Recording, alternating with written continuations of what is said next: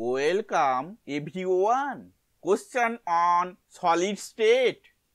A crystal plane intercepts the three crystallographic axes at the multiples of unit distance 1 by 2, 3, 1.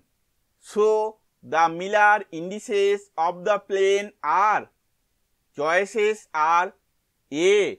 6, 3, 4, B. 6, 1, 3, C. 1, 2, 3, D. 2, 1, 4. Answer is B. 6, 1, 3. Explanation we will see in the next slide. OS indices are 1 by 2, 3 and 1. Therefore, reciprocals are 2, 1 by 3 and 1.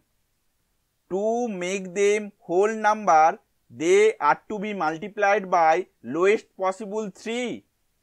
So, 2 into 3, 1 by 3 into 3 and 1 into 3.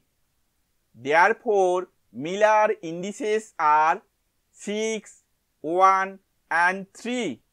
Thank you for watching this video.